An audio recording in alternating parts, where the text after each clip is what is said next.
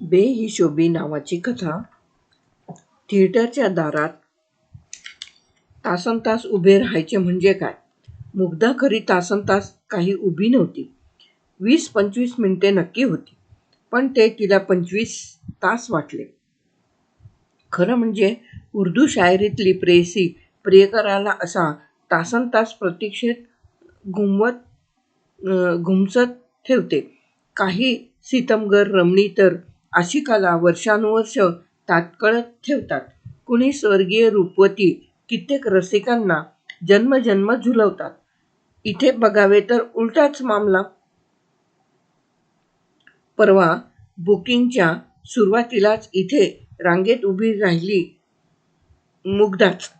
कौशिक म्हणाला, ऐनवेळी पण मिळतील तिकिटे. तो असाच जन्माचा बेफिकीर. या सुंदर नव्या थिएटरात पहिल्याच दिवशी तिकिटे संपतात.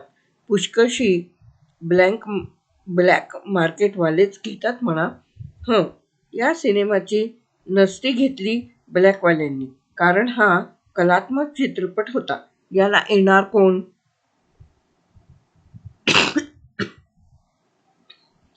ना मारामारी, ना उघडीवागडी दृश्ये, ना सवंग प्रणय. म्हणून तर हा वेडा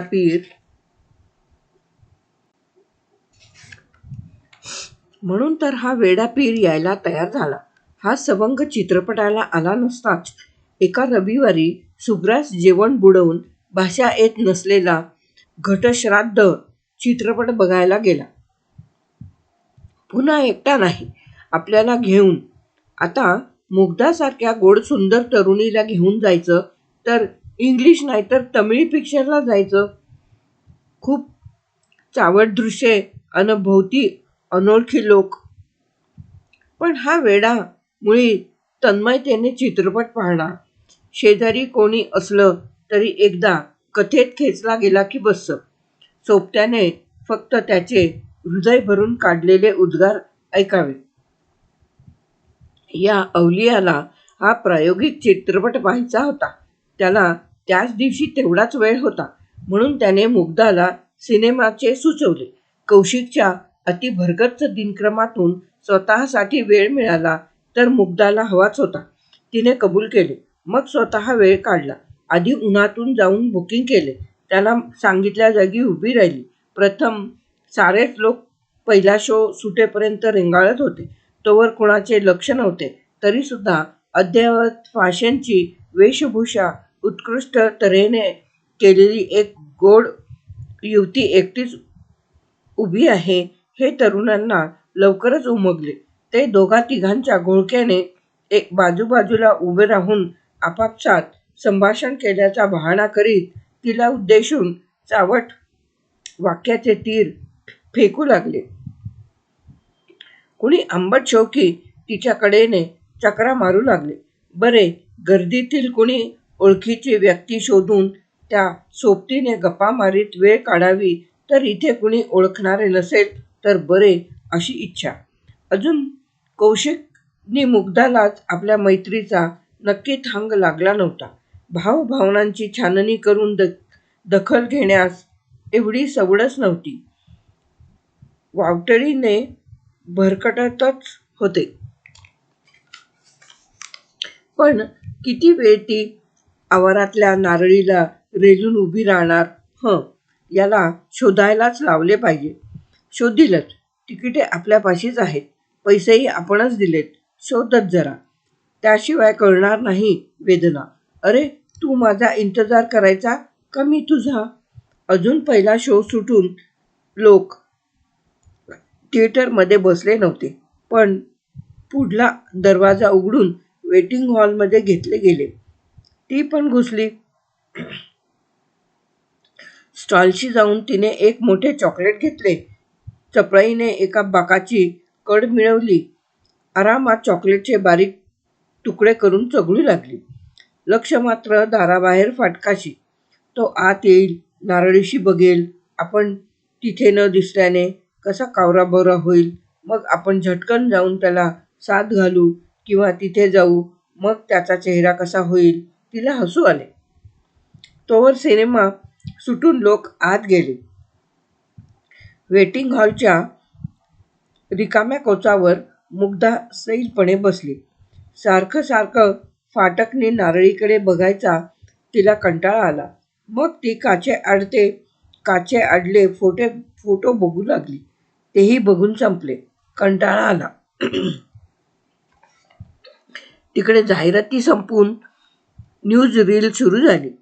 पुन्हा कोचावर बसून मुग्धाने घड्याळात पाहिले. 24 मिनिटे चक्रमाची एकाकी प्रतीक्षा करीत होती ती. इतर उशिरा येणारे प्रेक्षक तिच्याकडे चमत्कारिक नजरेने पाहत होते. तेच का स्टॉलवाले नि डोअर कीपर सुद्धा? त्यांनी तिच्याबद्दल काय गैरसमज केला असेल? तोवर फाटकाशी स्कूटर थांबली. मागच्या सीटवरचा कौशिक एखाद्या स्प्रिंगसारखी उडी मारून फाटकाच्या आत आला. स्कूटर चालक गेला. हा नारळीकडे नुसती नजर टाकून 2 टांगात थिएटरच्या काचेच्या दाराशी आला. ताटकळून रंजलेली मुग्धा त्याने क्षणात टिपली. तिने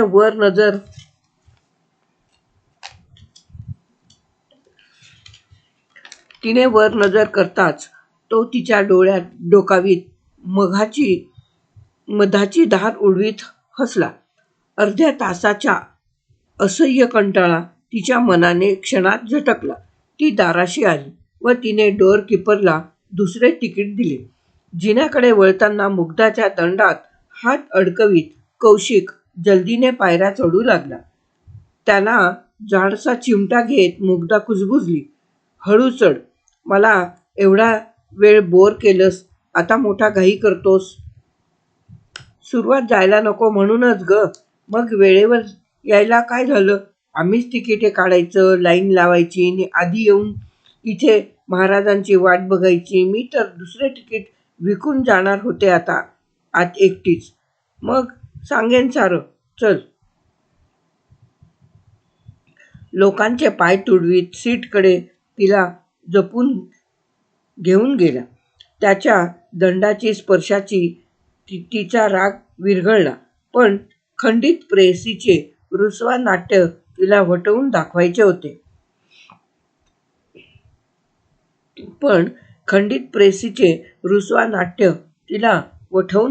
होते. ते अंधारात जागी आल्याने त्यांना भरपूर प्रायव्हसी मिळाली. त्याच्या निकट बसल्याने मुग्धाला एक गोड झिंग आली. कौशिक फुलला होताच त्याने तिच्या पाठीकडे ठेवलेल्या बाहूवर तिने विश्वासाने मान टेकली. त्यासाठी तर तिने आपल्या उडत्या केसांना पिन लावली होती. शास्त्रीय संगीतात प्रथम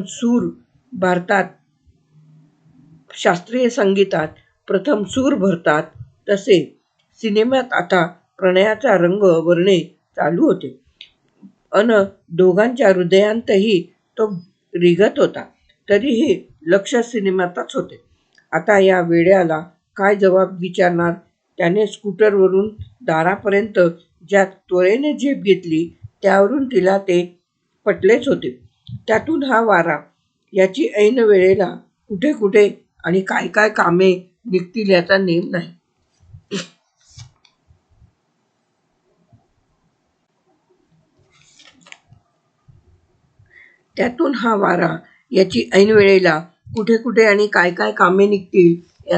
नाही. जाऊ द्या. खुलासे विचारीत सिनेमाची रंगत का घालवावी? त्याचा हा कलंदरपणा, जे करेल त्यात झोकून देणे आणि पुस्तकी अनुनय न करणे हे सारे तिला आकृष्ट करीत होते. म्हणून तर तिला त्याच्याबद्दल वेगळी ओढ वाटली. तसे अजून लग्नाचा विचार करण्याचे तिचे वय नव्हते. तिच्या आई वडिलांनाही घाई नव्हती. परंतु मुलीला बॉयफ्रेंड जरूर हवा. कॉलेजात मुग्धाभोवती रुंजी घालणारे भुंगे अनेक होते. परंतु ते 4 शब्दांची देवाणघेवाण करायला पुरे होते.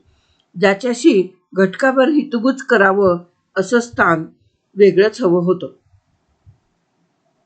कौशिकच्या वेगवेगळ्या धडपडीकडे तिचे लक्ष गेले अन नकळत ती त्यात सहभागी होऊ लागली. ह्या विविध उपक्रमांतून तिला त्याचे नाना पैलू दिसत गेले. कॉलेजात नाट्यमंडळ स्थापन करणे, त्या मंडळातर्फे प्रायोगिक नाटक बसविणे, नाट्यस्पर्धातून एकांकिका सादर करणे, याशिवाय पिकनिक्स, हायकिंग, काव्य गायन अशा नाना धडपडी करीत असे तो. खरं तर मुलीला अभ्यासात जास्त लक्ष देण्याची आईची ताकीद होती. तिला काही मोठी स्कॉलरशिप मिळवायची नव्हती, परंतु तिच्या आईच्या मनाने तिलाही मेडिकल कॉलेजात घालायचे होते. तिच्या वडिलांचा प्लास्टिक उपकरणांचा कारखाना होता. आई वडिलांनाही 2 मुले. धाकटा शिरीष हा इंजिनियर व्हायचे म्हणत होता. अर्थात तेही हिशोबाला धरूनच होते, कारण कारखानदार वडिलांचा मुलगा इंजिनियर झाल्यावर आपोआप पुढे कारखाना चालविण्यास तयार झाला असता. आजकाल बऱ्यापैकी श्रीमंत असणाऱ्यांची मुलांबाबत अशीच अपेक्षा असते. ह्या श्रीमंतांची मुले हुशार असली तर ती डॉक्टर, इंजिनियर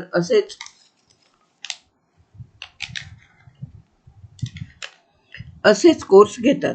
गरीब हुशार मुलांना जास्त खर्चामुळे न परवडणारे हे कोर्स श्रीमंत बुद्धिमान मुले सहज करतात. तेव्हा शिरीष इंजिनियर होणार म्हटल्यावर मुग्धा डॉक्टर व्हायची हे आपोआप ठरले. मुग्धाची त्याला ना नव्हती.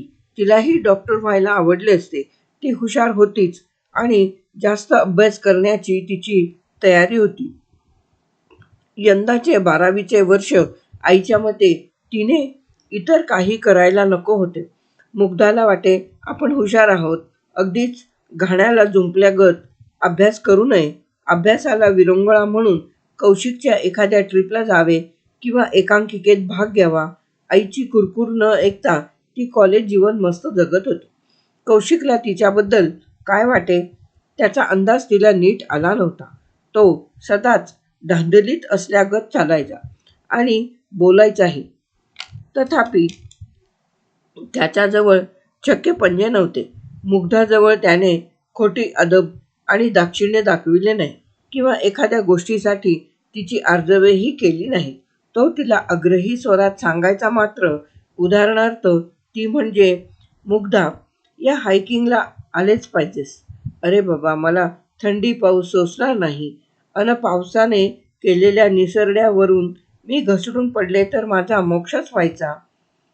मुग्धाच्या या बोलण्यावर कौशिक गडगडून हसत म्हणे, दर साल अशा कैक हायक्स जातात. सगळेच काही घसरत नाहीत. तू जरा नाजूकपणा टाकून टणक व्हायला शिक. त्यातून घसरली तर मी झेलीन तुला. त्याच्या ह्या आक्रमक बोलण्यावर मुग्धा काय वाद घालणार. तिला मात्र कळू लागले की याचा फक्त आपल्याला होणारा आग्रह हाच त्याच्या आपल्याबद्दलच्या विशेष ओढीचे निदर्शक आहे. दोघेही आपापल्या भावनांच्या कलिका अशा रीतीने फुलवीत होते. अजून अबोध असणाऱ्या भावनांचा अस्फुट परिमळ तिला सुखद वाटत होता. म्हणूनच ती त्याला लटका नकार देत देत त्याला सहकार्य करीत असे. अशीच त्याने एकदा एका खेडेगावी चर्चेची आणि गायनाची बैठक ठरवली. मुग्धाला काव्यातील काहीच येत नव्हते, तरीही त्याने तिला आग्रहाने यायला लावले. सर्वांनी रेल्वेने त्या गावी जायचे होते. तिकिटे काढायला कौशिकने एका मित्राला सांगितले होते.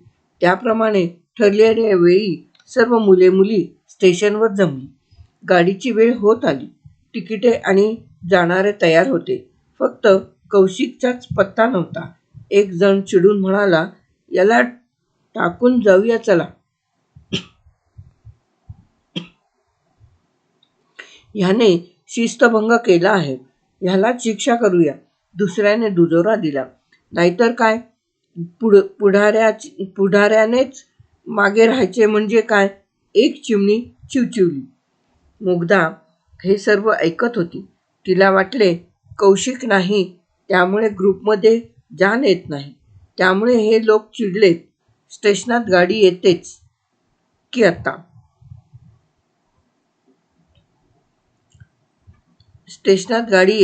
आता. तेवढ्यात कौशिक लांब टांगाटाकीत पोहोचला. काय ही तुमची प्रत्येक ठिकाणी दिरंगाई, एक कुरकुरला. आपली गाडी गेली असती तर ट्रिप कॅन्सल झाली असती, दुसरी चिवचिवली. अरे तुम्ही पुढे जायचे. कौशिक, तुझ्याशिवाय आम्ही जाणे म्हणजे नवऱ्याशिवाय वरात. जेमतेम सारेजण गाडीत चढले. गाडीने वेग घेतल्यावर कौशिक दिलखुलास गप्पा मारू लागला. त्याचे आगमन होताच किती रंग भरला.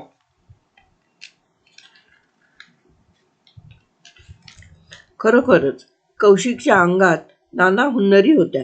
त्यामुळे त्याने थट्टा मस्करी करीत, कुठे कविता म्हणत तर कुठे इतरांना म्हणायचा आग्रह करीत प्रवास कंटाळवाणा होऊ दिला नाही. जणू पुढल्या कार्यक्रमाची छोटी ट्रेलरच डब्यात लावली होती. मुग्धाच्या हळूहळू लक्षात येऊ लागले की कौशिक आला नव्हता तोवर आपलेही मन हुरहुरत होते. आता ते फुललेल्या गुलाबाप्रमाणे कसे प्रसन्न झाले आहे. त्याचे मन पाहण्यासाठी ती मुद्दामच त्याला परतताना म्हणाली, उगाचच गाड्याबरोबर नळ्याची यात्रा. मला काव्य येत नाही. वेडीच आहेस मुग्धा. अगं सगळे कवीच असतात. कवी संमेलन म्हटले की केव्हा ना केव्हा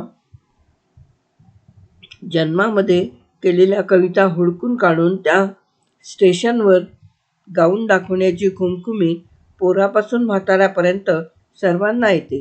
त्यामुळे सहनशील श्रोते मिळणे फार कठीण. ते काम तू चोख बजावलेस. मना डोलवून वाहवा दिलीस, तेव्हा रसिक श्रोता म्हणून तुलाही मानधन द्यायला पाहिजे. यावर मुग्धाने मान उडवली.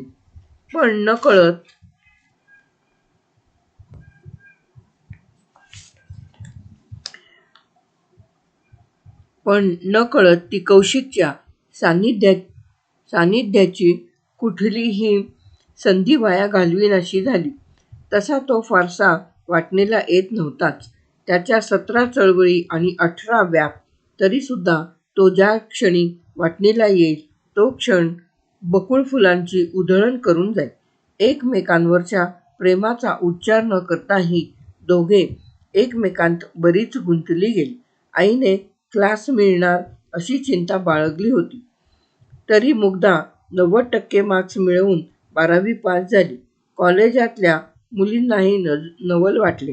सारे साधूनही शेवटी मेडिकलची ॲडमिशन मिळाली अशा मत्सरी आत्म्यांना मुग्धाने दणदणीत पार्टी देऊन शांत केले. त्या पार्टीत अर्थातच कौशिक खूप उत्साहाने तिला मदत करीत होता. जणू शिरीषप्रमाणे तो घरचाच नातलग होता. नंतर एक दिवस मुग्धा आणि कौशिक ठरवून भेटले. कौशिक त्याच कॉलेजात लेक्चरर होऊन एकीकडे MA करणार होता.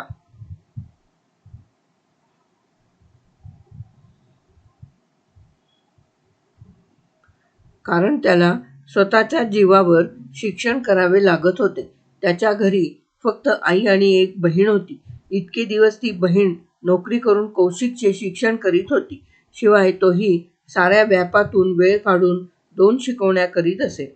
त्याला MSc करता आले असते, पण त्याची आवड नसल्याने तो आर्ट्सकडे वळला होता. दोघांची कॉलेजे आता बदलणार होती. एक प्रकारे ही विरहापूर्वीची भेट होती. त्यावेळी कौशिकने मुग्धाला आपल्या उपक्रमात मधून भाग घेण्याचा आग्रह केला. मुग्धाने तर त्याला आपला फोन नंबर दिला आणि आठवड्यातून कोणत्या वारी फोन केव्हा करायचा ते ठरवूनच दिले. म्हणजे त्यावेळी ते पुढील भेटीची तारीख ठरवू शकले असते. कौशिक हा जणू मुग्धाच्या जीवनाचा एक भागच होऊन बसला होता आणि पुढील काही वर्षात त्याचे प्रेमही लपून राहिले नाही. कौशिकला मुग्धासारखी सर्वस्वाने प्रेम करणारी तरुणी सहवासात आल्यानंतर एक प्रकारे निश्चित शांत असा अनुभव येऊ लागला. मग त्याला वाटले, आपल्यासारख्या अनावर वाऱ्याला ही स्थिर बुद्धीची तरुणी चांगली साथ देईल.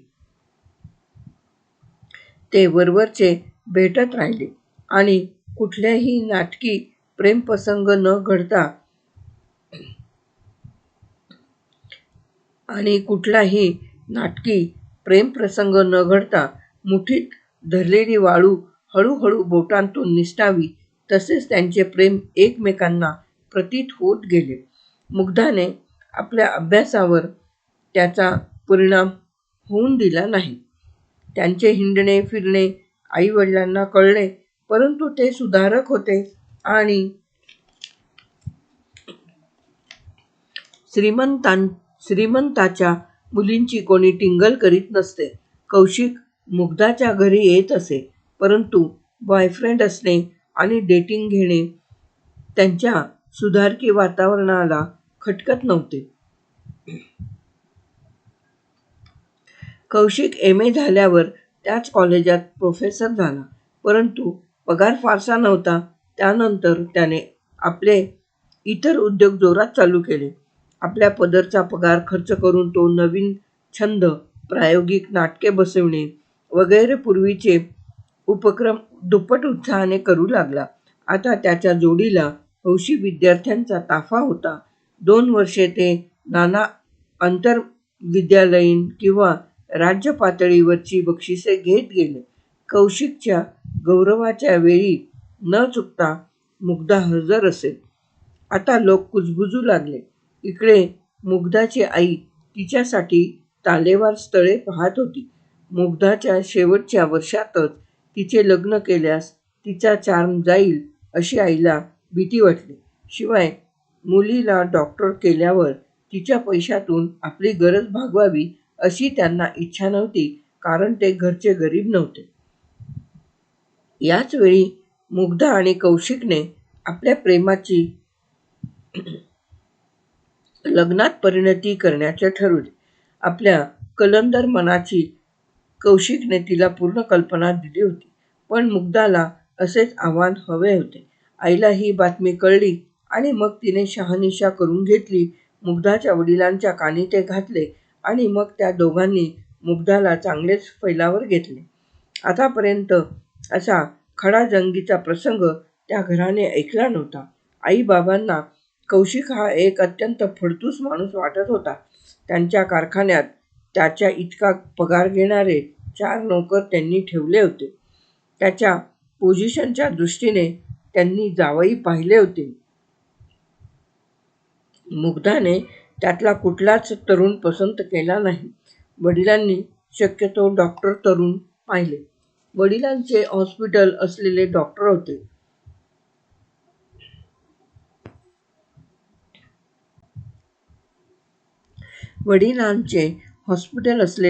होते. शिवाय काही उद्योगपतीही मुग्धाला आपली सून करायला तयार होते. मुग्धा एकजात नकार देत सुटल्यावर त्यांना संशय आला. तेव्हा त्यांनी चौकशी केली. मुग्धाने स्वतःच नाव सांगितले. शिरीषने त्याची संपूर्ण माहिती दिली. मग आईने तोफखाना सोडला. "अगं मुग्धे, तुला आम्ही एवढ्या लाडाने वाढविली, तुला कसलीही ददात पडली नाही. तू म्हणशील ती वस्तू तुला मिळत गेली. तू न मागताही तुझे सर्व यथास्थित केले, अन तुला या भोकड माणसाशी लग्न करण्याची अवदसा का आठवली? सुखाचे अजीर्ण झाले तिला, म्हणून त्या बेजबाबदार अन भरकटलेल्या माणसाशी लग्न करायला निघाली."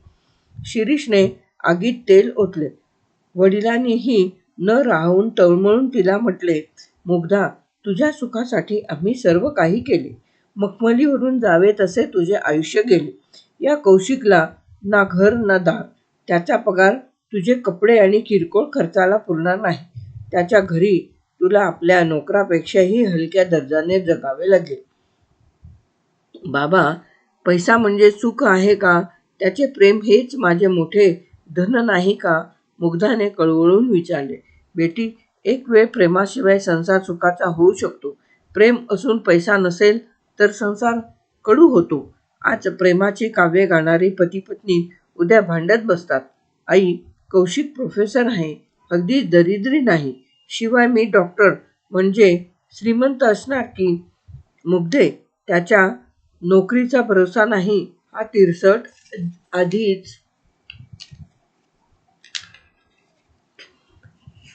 आधीच प्रोफेसराची नोकरी केव्हा जाईल याचा नेम नसतो.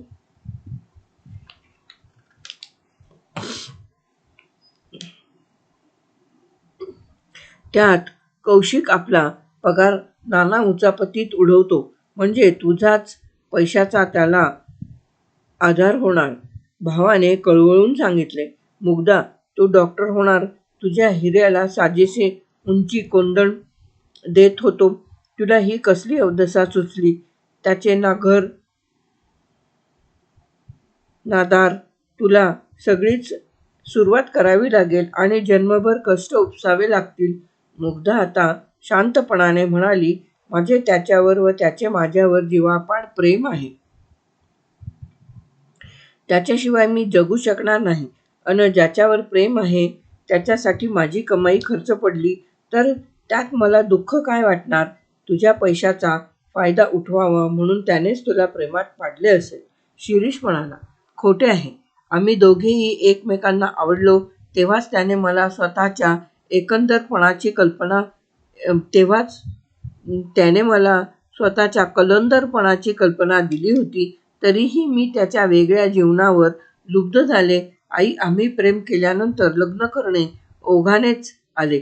तुम्हा दोघांचा प्रेमविवाह आहे आणि दोन्ही घरच्या माणसांनी आशीर्वाद देऊन तुमचे लग्न केले.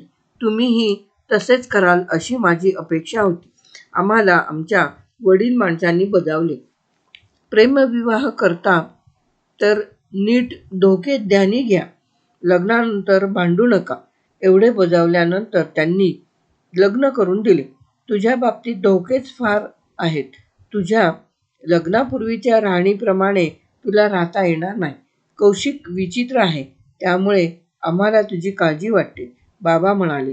त्यावर मुग्धा खो खो हसली.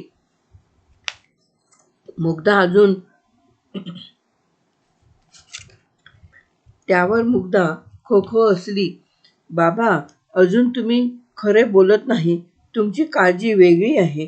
तुमच्या जावई तुमच्या स्टेटसचा नाही, हे खरं शल्य आहे. 4 माणसात तुम्हाला सवाई श्रीमंत जावई आहे असे सांगताना अभिमान वाटला असता.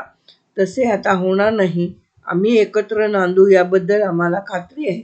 तुम्ही स्वतः प्रेमविवाह केलात अन माझ्या प्रेमविवाहाला विरोध करता, हे पटत नाही. तुझ्या भल्यासाठी सांगतो. आई, बाबा, तुम्हाला माझं व कौशिकचं प्रेम झटकन पटत नाही, कारण त्याने माझा फायदा होत नाहीये. उलट थोडा धोका मी पत्करते. आईने तुमच्यावर प्रेम केले, पण ते काही तरी हिशेब ठेवूनच केले असणार. ती सुंदर पदवीधर, तुम्हीही दिसायला बरे. डिप्लोमा असला तरी इंजिनिअरिंगच. वरील फॅक्टरीला भांडवल देण्याइतके सधन. जात एक, दोन्ही घरं प्रतिष्ठित. मग तुम्ही प्रेम केले ते सारे आलबेल बघूनच. एकमेकांना सुखाने राहता येईल हे बघून तुम्ही आकर्षित झालात. तुला काय ठाऊक, शेजारची सुंदरा मावशी सांगते, तिच्या वडिलांनी पण तिच्यासाठी बाबांकडे पत्रिका दिली.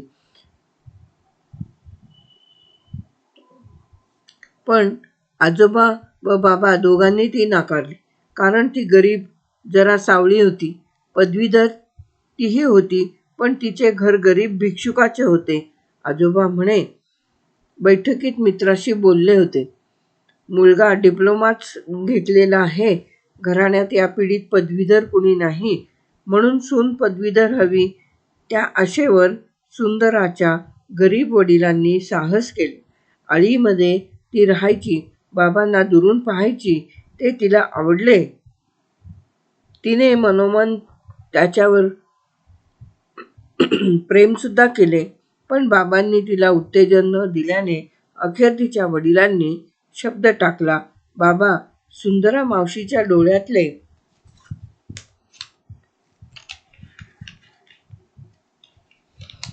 प्रेम तुम्हाला दिसले नाही. तुम्ही सुद्धा स्मार्ट आहात, पण तिच्या इतकेच सावळे. मग मुग्धा फार बोललीस, तरी उत्तर देतो. प्रेम हे दुतर्फी असावे लागते. सुंदराचे एकतर्फी होते, समजलं. प्रेम बसताना ते सुगरणीसारखे नेटके घर नि फळांनी भरलेली फांदी बघून बसते होय. आई रूपवान, पदवीधर नि घरंदाज. आईने तेच पाहिले. प्रेम करूनही तिला सुस्थिर आयुष्य मिळाले. पदवीमुळे मान मिळाला. पदवीचा उपयोग करून नोकरीसाठी राबावे लागले नाही. बाबांचा जम बसेतोवर आजोबांनी घर सांभाळले. सारे हिशोब बघून मग तुम्ही जवळ येत गेलात. मग त्यातली रम्य प्रतीक्षा आणि कुजिते सारे झाल्यावर मग ते दोन्ही घरी वळले. मग अपेक्षित विरोध. आईने म्हणे प्रेमलग्न म्हणून हुंडा न देण्याची अट घातली. हुंडा नाही म्हणून आजोबांनी विरोध केला. मुलीने परस्पर लग्न ठरवू दे म्हणून आईच्या घरी विरोध. मग मध्यस्थ आले. समझोता झाला.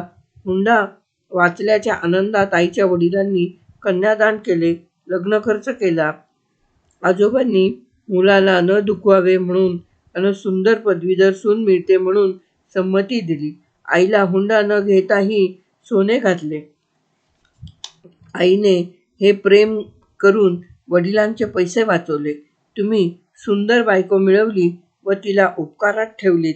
हे कसे? हे लग्न कसे? अरेंज मॅरेजवर हुकूम झाले. हुंडा मानपान फार नव्हते. कुंडल्या पत्रिका नसल्या तरी दोन्ही घरं तोलाची वधूवर समान असे सारे होते. अरेंज मॅरेजमध्ये प्रेम नि रोमॅन्स हनीमूनला मिळतो तो तुम्ही आधी मिळवलात. प्रेमविवाह केल्याचा पुरोगामीपणा जगाला दाखवलात. पण कुठेही तडजोड, मनमोडणे वडीलधाऱ्यांपासून तुटले नाही. आपले आसन स्थिर बघून मग प्रेमाचा डाव खेळलात. यात थ्रिल कसे? प्रेमात ओढले गेले पाहिजे. चुंबकाप्रमाणे सर्वस्वाने झोकून द्यायला हवे. मुग्धा, कळलं तुझं व्याख्यान. आम्ही तुझ्याच हितासाठी कळवळतोय. हा बेलगाम कौशिक 17 उपद्व्याप करताना कुठे फटका खाईल नि तुला निस्तरावे लागेल. आई म्हणाली. त्यावेळी तुमच्या मदतीशिवाय मी निस्तरीन. पण कुणा श्रीमंताच्या घरी डॉक्टर वधू म्हणून दाखवायचा शोपीस होऊन चुलीशी नाहीतर कोचावर लोळत ती माझी कष्टसाध्य विद्या घालवणार नाही. कुणा श्रीमंत डॉक्टरकडे अगर लक्षाधीशाकडे नवऱ्यापुरती प्रॅक्टिस करून नोटांच्या चवडी रचणार नाही. मी सार्वजनिक इस्पितळात सेवा करीन. सायंकाळी कौशिकने योजलेल्या ठिकाणी गरिबांना स्वस्त औषधे वाटीन. एवढी शिकून पैसाच घेणार? हो, कारण नोटांच्या चवडीचे हिशेब ठेवून मी प्रेम केले नाही. कौशिक हा चैतन्याचा एक सूर्य आहे. त्याच्या भोवती सच्च्या स्नेह्यांची जिवलगांची प्रभावळ आहे. त्याच्या अंगात प्रतिभा आहे, स्फूर्ती आहे, नवनिर्मितीचा ध्यास नि जिद्द आहे. या मनस्वी बेहिशोबी माणसामध्ये अतिदुर्मिळ मोलाची स्फुल्लिंगे धगधगत आहेत. त्याला माझा स्थिर प्रेमळ पाया लाभला तर हा अग्निबाण कित्येक क्षितिजे पार करील. माझ्या साथीने रचलेले त्याची अनेक मनोरथ कल्पना तो मूर्त करील. एका कलंदराला सर्वस्व ओतून ध्येय कल्पना कृतीत आणता येतील. तू पैसे आणणारे यंत्र, त्याच्या ध्येयाचे साधन नाही. मी त्याची स्फूर्तिदात्री, प्रतिभा, आधार. या कल्पनेने केवढे कृतार्थ वाटेल मला. मिळेल त्या पैशात आम्ही या चैतन्यमय तृप्तीने जगू. तुम्हाला का राग येतोय? का तुम्ही विरोध करताय? ते मला कळते. तुम्ही जसे बरोबर हिशोबाने प्रेम व लग्न केलेत तसेच आमच्याबाबत आडाखे व बजेटे बांधलीत. बजेट आमच्या भविष्याचे. शिरीष ते